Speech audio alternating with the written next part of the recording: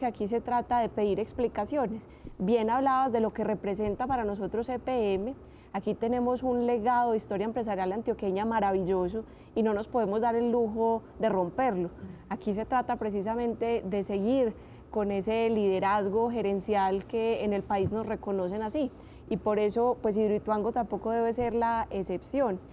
Aquí con el proyecto Hidroituango hay que recordar el gobierno del doctor Luis Alfredo Ramos, que logró que el departamento con el IDEA se hicieran a la mayoría accionaria y que de esa manera el proyecto hoy pueda ser una realidad y que el año entrante comience a generar energía. Los hallazgos de la Contraloría yo los trato de resumir en 3 grandes capítulos.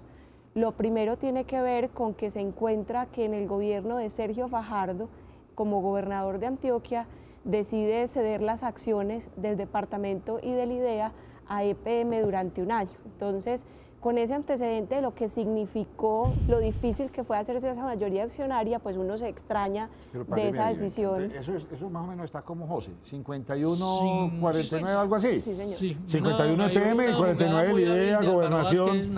Y hay un 1% de socios minoritarios. Perfecto. Privados. Y así entendimos todos el negocio. Correcto. Usted me está diciendo que entonces, durante la administración de Fajardo... En el 2013, Fajardo decide ceder los derechos políticos de las acciones de la gobernación y el IDEA a EPM. ¿Qué son derechos políticos? Es la posibilidad que un socio tiene de participar en las decisiones. Ah, perfecto. Entonces, en junta directiva, en asamblea de socios, la gobernación de Antioquia extrañamente decide desentenderse del asunto y se lo entrega totalmente a EPM. ¿Un año? Un año. ¿Y de qué año fue? Eso fue 2013. ¿Y cómo lo justifica? 2013. ¿Cómo lo justificó? Entonces, se tenían que firmar para ello unos contratos de usufructo de acciones, fue lo que se firmó, y pactaron una contraprestación de 35 millones de dólares que le llegaban entonces al departamento y al IDEA.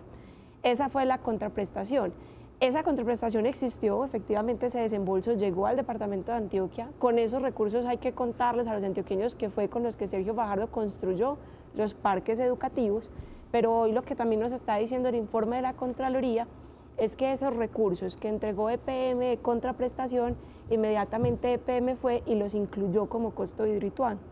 Y se le van a reconocer a EPM vía costo del proyecto. O sea, yo le entrego el proyecto, ¿sí o no? Ellos me dan una plata a mí. Sí, señor. Sí, con esa plata el gobernador en su momento hizo ciertas...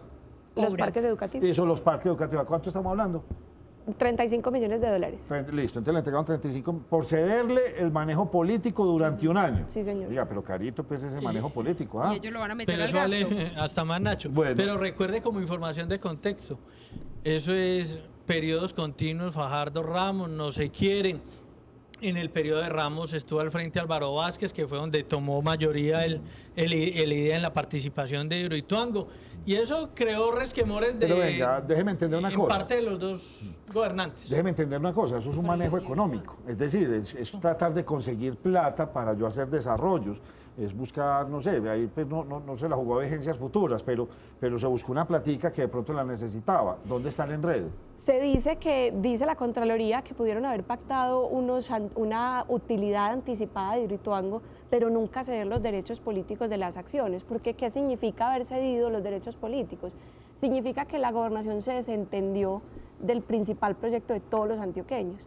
Significa que con EPM, ya representando el 99% de los socios de Hidroituango, se tomaron un montón de decisiones donde no necesariamente se estaba velando por los intereses superiores de Antioquia en esa sociedad. Perfecto, lo entiendo. Entonces, es lo que señala la Contraloría Departamental. ¿Qué más encuentran de ese primer capítulo? Eso es como si le dijéramos a Maduro, venga, páguenos 100 millones de dólares y venga, gobierna Colombia por un año. Así el ejemplo de Coquito, muy bien. Y para acabar de rematar, en últimas, la tal contraprestación tampoco existe porque entonces ya EPM, con el 99% de representación de la sociedad, decide incluirlos dentro del costo del proyecto. Es decir, se le van a reconocer... Pero yo lo veo como lógico. Ah, qué pena, me tocó gastarme 35 millones de dólares. Ahí está, los pongo en el costo.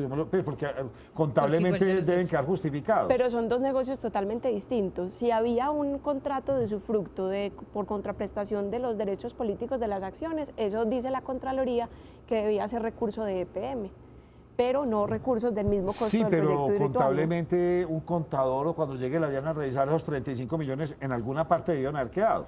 No, precisamente dice, habría que separar la contabilidad y los costos de Hidroituango, versus un negocio de EPM con la gobernación y con el Entonces, IDEA. eso está